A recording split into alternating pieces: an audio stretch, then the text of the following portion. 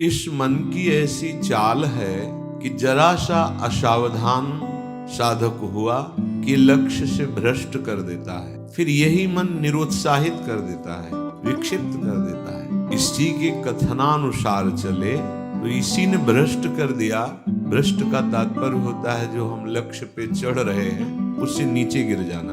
हमारा लक्ष्य है प्रभु की प्राप्ति, जितेंद्रियता, लेकिन ये मन कई तरह से हमें भ्रष्ट करता है। यदि हमारा किसी से कभी कैसा भी संबंध है, कभी ये प्रियता से भ्रष्ट करता है, कभी भय से भ्रष्ट करता है। सामने वाला प्रतिकूल न हो जाए, बहुत ये सावधानी की जरूरत है। ये कभी भय करके, कभी प्रियता दिखा करके प्रियालाल से विमुख मार्ग का अनुसरण करता है। फिर ये इतना जलाता है, इसी ने भ्रष्ट किया, इसी ने मार्ग से गिराया, और यही इतना जलाता है कि फिर निरुत्साहित कर देता है, भगवत मार्ग में चलने लायक नहीं रखता है। बहुत कृपा पात्र और सुजान उपासक वही है जो इस दुष्ट की दुष्टता को पहचानता रहे। बाहर कोई शत्रु नहीं है, बाहर कोई हमारा कुछ नहीं बिगाड़ सकता। हमारा बिगाड़ने के लिए पर्याप्त है हमारा मन। ये मन ही दुर्दशा करे, मन ही इतना नीचता किए हुए है कि हम बार बार शास्त्र की बात सुनते हैं, बार बार सतमार्ग पर चलने का उत्साह बनाते हैं, और ये दुष्ट ऐसी चेष्टा कराएगा, ऐसा संकल्प बनाएगा, फिर गिराकर निरुत्साहित कर देगा। जहां रति कर रहा है मन वहीं लगा दे। निराश नहीं होना, इसकी चाल को पकड़ो। ये दो प्रकार से फंसाता है, प्रियता और भय से। बहुत मनन की हुई बात है। भयभीत तो होना मत, क्योंकि निश्चय कर लो कि मरना है। इससे ज्यादा भय क्या दे सकता है। हमारी इज्जत श्यामा श्याम है, इससे भी भयभीत मत हो। अगर गलती हो रही है सुधार करो, गलती हो गई है प्रभु हम त्वाम सर्व पापेभ्यो मोक्षयिष्यामि मा शुचः। आपको कमजोर होने की जरूरत नहीं है। बहुत ध्यान से सुनना, आपको कमजोर होने की जरूरत नहीं है। प्रमाद स्थिति में हमसे गलती हो गई, हम उस गलती को दोबारा ना करें। और ध्यान दीजिए, वो गलती कराने वाला आपका मन है। जब आप आनंदित होंगे, जब आप उत्साहित होंगे, तब ये फंसाएगा। इसकी चाल है। इसीलिए उदासीन अति रही गोसाई।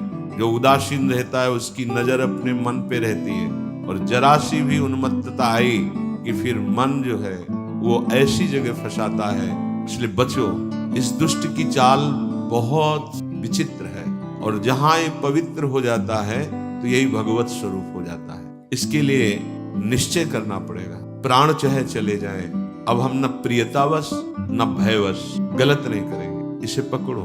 श्रीपाद प्रबोधानंद जी कह रहे हैं, श्री राधिके त्वं यदि न प्रसीदे सीदे मत्राप्य मुदि विजब्धि तदेश वृंदावन गात्मलोकः कृपा कटाक्षेण सदेक्षणीयः। यदि हम किशोरी जी को प्रसन्न नहीं कर पाए तो हम भारी कष्ट सहते हुए यहाँ शरीर छोड़ देंगे। श्रीपाद देखो, भगवत प्राप्ति करनी है तो बात समझना हो। हम ये अंदर की बात कह रहे हैं, बहुत अंदर की पढ़ी हुई बात कर रहे हैं, यहाँ के रजिस्टर की पढ़ी हुई बात कर रहे हैं। ये बहुत दुष्ट मन है, बहुत दुष्ट। पूरे जीवन इस पर विश्वास न करें। यहाँ की पढ़ी बात कह रहे हैं, हृदय की बात को कह रहे हैं, खूब सूक्ष्मता से चिंतन की हुई बात कर रहे हैं। भक्ति के आनंद का जहां उल्लास प्रकट होता है वहीं खसक जाता है, बचा के निकलता है, और प्रियता या भय दिखा करके फंसा देता है। मत भयभीत होना, इससे बिगाड़ तुझे जो कुछ बिगाड़ना है। जो कुछ अब हो, अब गलत नहीं करेंगे। भयभीत मत होना। और प्रियता तो है ही नहीं, कौन प्यार करता है? प्रियता तो है ही नहीं। ये केवल प्रियता का भाव दिखाकर हमें परम प्रियाजू से बिलक करना चाहता है। इतने बड़े महापुरुष जो ब्रह्मबोध संपन्न है, बहुत बड़ी स्थिति होती है ब्रह्मबोध, कोई साधारण बात नहीं है। वो जब इस प्रेम रस मार्ग का रसास्वादन वृंदावन रस का हुआ तो वो उनको थोड़ी जरूरत रह गई है प्रेम की। ये हमारे लिए श्लोक लिखा हुआ है। महापुरुष जन जो अपने अनुभव वर्णन करते हैं वो हमारे लिए वर्णन कह रहे, श्री राधिके त्वं यदि न प्रसीदे, यदि मैं आपको प्रसन्न नहीं कर पाया इस जीवन में, तो कह रहे हैं आप बहुत कष्ट सहते हुए पीड़ित चित्त के द्वारा मैं अपना देहावसान कर दूंगा।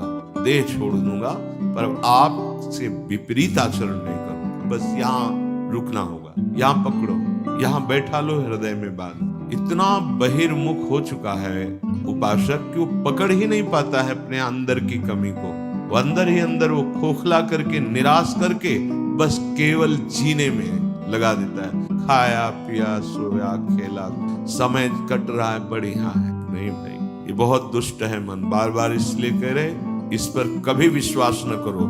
जब तक शरीर का होश है तब तक सबसे बड़ा दुश्मन हमारा मन है, दूसरा कोई दुश्मन नहीं। इस दुश्मन को देखते रहिए। ये 5 ज्ञानेंद्रियों को साथ लेकर हर समय हमारे पतन का प्लान करता रहता है, पतन का संकल्प बनाता रहता है। ये बहुत नीच उतर गया है। इसे उच्च चढ़ाने के लिए जो नाम, जो मंत्र, जो आश्रय है, उसको इस कोट से लेना होगा कि यदि आप प्रसन्न नहीं हुई लाडली जी, तो भयानक पीड़ा और कष्ट सहते हुए जानबूझकर हम अपना शरीर यहाँ छोड़ देंगे आपके धाम में, पर आपके विपरीत आचरण नहीं करेंगे। प्रतिकूलस्य वर्जनम्। श्री वृंदावन में हमें आपका कृपा कटाक्ष चाहिए, आपका साक्षात्कार चाहिए, आपकी प्रसन्नता चाहिए। नहीं तो अपने जीवन को कष्टमय रखते हुए यहाँ प्राण त्याग देंगे। भाव समझो, जब इतना दृढ़ निश्चय हो जाएगा तो कोई हमें परास्त कर ही नहीं सकता। ये हमारा मन ही हमको परास्त करता है। एक बार नहीं, लाखों बार इसको देखा है। जहां भक्ति का आनंद उल्लसित हुआ, ताय निकल पड़ा, क्योंकि देख रहा है असावधान है। इस समय ये आनंदित है, असावधान है, और वो कहीं प्रियता या भय दिखाकर फंसा देता है। अब वो जो आनंद था वो गुप्त हो जाता है। जो एक उल्लास पड़ा था, फिर वो निराशा, फिर हताश। अच्छा उपासक है तो उसको लगने लगता है क्या करूं, जीवन नष्ट कर दूं, ऐसा लगने लगता है, क्योंकि वो लक्ष्य की तरफ बढ़ना चाहता है और मन उसको फुसला करके ऐसे गिरा देता है कि वो निराश होकर देखता है अब क्या करूं, अब कहां जाऊं। पहली बात, निराश नहीं होना। जिस समय आपकी भक्ति का आनंद उल्लास से युक्त हो, उस समय आपको उदासीन होने की जरूरत है, प्रसन्न होने की नहीं जरूरत है। ये आंतरिक बात कह रहा हूं, सावधानी की। उस समय बिल्कुल निरीक्षण मन के ऊपर ही होनी चाहिए, पूरी दृष्टि, क्योंकि उसी आनंद उल्लास में भागेगा, निकलेगा विषय सेवन के लिए, क्योंकि आपको गिराना है, उसका काम है गिराना। बाहर कोई गिरा नहीं सकता, अंदर से अपना बड़ा भारी शत्रु मन है, यही गिरा रहा है। उदासीनता जिस साधक के जीवन में नहीं, वो आगे नहीं बढ़ पाता है। उल्लसित नहीं होना, अंदर उल्लास, तो पूरी की पूरी एकाग्र दृष्टि मन पर। कहीं हमारा मन उल्लास में के छिद्र से भागकर कहीं फंसाने तो नहीं जा रहा है। हमने देखा है इसको 2 तरह से फंसाता है, एक प्रियता और एक भय। भय मान सम्मान, यश कीर्ति, लोक लज्जा, इसका, और प्रियता हमें बहुत प्यार करता। 2 स्थिति में मन भागता है और साधक को गिरा देता है। तो साधक का निश्चय होना चाहिए कि अब या तो प्रियाजू की मुस्कान, नहीं तो प्राणों का समर्पण। अब सौदेबाजी मन से नहीं होगी। अब हम जलने के लिए तैयार हैं। अब हम सौदेबाजी नहीं करेंगे कि मन प्रसन्न हो जाए तो भजन में सहयोग करेगा। ये नीच कभी नहीं करेगा सहयोग, इसको तो जलना ही होगा। बिना जलाए आगे नहीं बढ़ सकते। महापुरुषों ने कहा है कि यदि आप अपना जीवन प्रभु के चरणों में न्यौछावर करने के लिए तैयारी कर ली है, जैसा श्रीपाद कह रहे, ये न्यौछावर है, या तो प्राण समर्पित, कष्ट पूर्वक हम शरीर, या फिर आप मुस्कुराओ, बीच में हम स्वीकार नहीं करेंगे इस मन की मनमानी आचरण। बहुत निकृष्ट, बहुत रुलाया है, बहुत परास्त करता है, पूरा जीवन हो गया है इसको लगाते ही लगाते, तो इसको पढ़ पाए हैं कि हाँ ये है क्या चीज। बहुत नीच प्रवृत्ति है इसकी। एक क्षण तो ये वैराग्य की स्थिति में, एक क्षण में आपको लगेगा भगवत प्राप्ति की स्थिति, और एक क्षण में इतनी गंदी स्थिति पैदा कर देगा कि लगेगा अभी तक जीवन में कुछ हाथ ही नहीं आया। साधक की धज्जियां उड़ाता रहता है मन। और गुरु कृपा पात्र जो चाल इसकी समझ गया, हर चाल पे वही लगाम खींच दी, बच गया। नहीं, बहुत नीच प्रवृत्ति का है ये। अगर इसको समझ पाओगे तो आगे बढ़ पाओगे, नहीं तो निराशा पैदा करके भगवान से विमुख कर देता है। लाखों चलने वालों में कितनों को गिरा दिया, आगे बढ़ने लायक नहीं रखा। इसी मन का खेल है। तुम अपना जीवन प्रभु के चरणों में न्यौछावर कर दिए, अब उनकी कृपा की वाट जोहते हुए मस्त रहो। और ये मस्ती मन के निरीक्षण से युक्त बनी रहनी चाहिए। मन को ढील दिया ना जहां कि आज तो बहुत बढ़िया भजन हुआ, आज बहुत आनंद, वहीं निकल के फंसा देगा। यह अनुभव की बात है। आनंद की उमगन में इसके निकलने के चांस होते हैं। वो उसी जब साधक आनंद उमगन में होता है तब वो निकल कर किसी विषय में उसे बांध देता और उस आनंद को खा गया। जो आनंद उल्लास था अब वो पश्चाताप की आग जल रही है। अब फिर उसको लगता है इतने दिन मेहनत करने के बाद तो इतना हम चढ़ पाए थे, फिर मुझे गिरा दिया। फिर वो निराश होने लगता है। शोक, विषाद, दुख, क्लेश, कष्ट, संताप, भय, उद्वेग ये प्रदान करता रहता है। इसके सामग्री क्या है मन की? इसके अनुकूल चलोगे तो क्या देगा मन? कह रहे हैं शोक, पर पकड़ में तो है नहीं। ये बहुत खिलाड़ी है, खेल करके और ऐसे तदात्म में बैठा है। तदात्म में कि पीटोगे किसको? तदात्म, तुम्हें तदात्म कर लिया है। अब उसको दंड कहां से दोगे? दंड तो तब दे जब दृष्टा बने ना। वो तो तदात्म कर लिया है। अब जब कुछ नहीं समझ तो आज से भोजन नहीं करेंगे, उसमें कुछ फर्क नहीं पड़ना। वो इतना बलवान, उसको कोई फर्क नहीं पड़ना। तुम 10 दिन के बाद जब भोजन पाओगे तब तुम्हें वहां फिर खड़ा कर देगा जाके, जहां नहीं खड़ा होना चाहिए। ये सबसे बड़ा बंधन मन है। मन ही मोक्ष का कारण है, मन ही बंधन का कारण है। ध्यान दीजिए, जब आपने अपना जीवन प्रभु को समर्पित कर दिया, भगवत प्राप्ति का निश्चय कर लिया, अब तुम्हें मन से सावधान रहना है। और किसी से कोई दुश्मन नहीं है। कोई हमें भ्रष्ट नहीं कर सकता त्रिभुवन में। कोई हमारा किसी भी तरह से आनंद का नाश नहीं कर सकता। एक दुश्मन है, वो है मन। ये बहुत अनुभव की बात है। जिसने मन पर सदैव निरीक्षण दृष्टि रखी वो आगे बढ़ गया। और जो आनंद में, सम्मान में, प्रियता में, वाहवाही में चूक कर दिया, वहीं मन प्रवेश करके माया में आपको नष्ट कर देगा। लक्षण मन के पास क्या है खजाने में? जब मन के आप अनुकूल चलेंगे, मन के अनुकूल, तो आपको क्या देगा?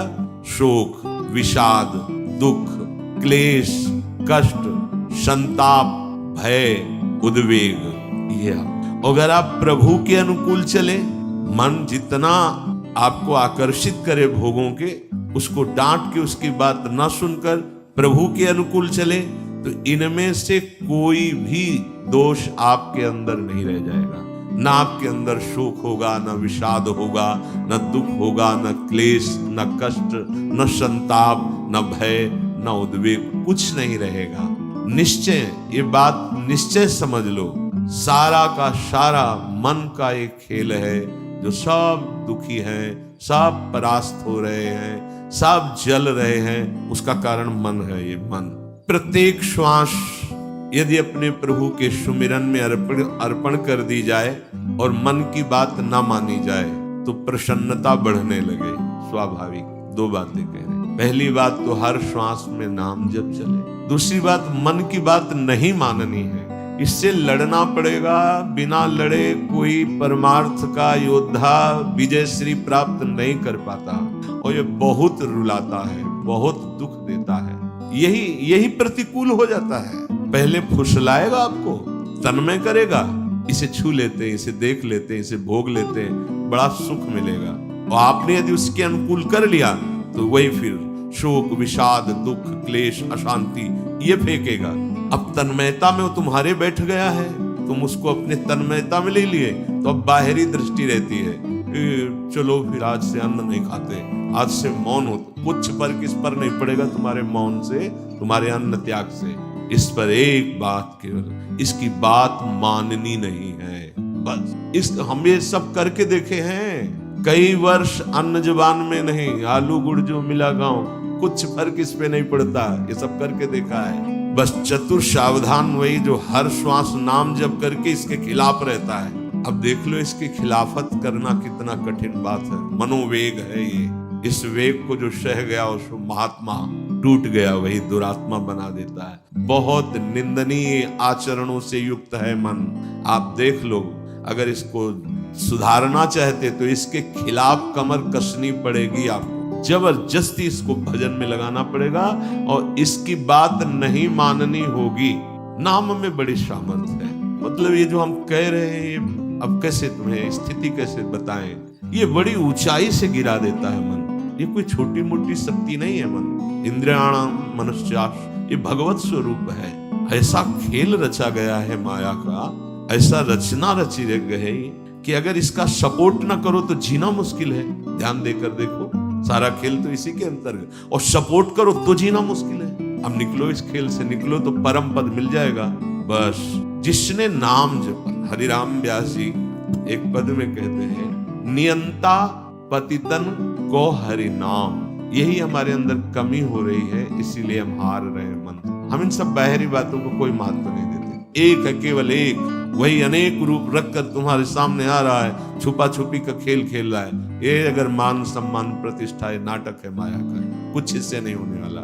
कोई इससे आत्म शांति नहीं प्राप्त होती, इससे आत्मानंद की अनुभूति नहीं होती। ये उपलब्धि न मान ली जाए हाँ कि बहुत ऐसा, ये सब स्वप्न है, स्वप्न है। वो एक जादूगर विविध रूपों में आके कह रहा है, पहचान, अगर मेरे मार्ग का पथिक है तो पहचान, मैं तेरे सामने हूं। तो पहचानना तो भूल जाते हैं। अरे बहुत बड़ा सूक्ष्म खेल है। जीत गए तो ब्रह्मा भी नमस्कार करेंगे, ये ऐसा खेल है।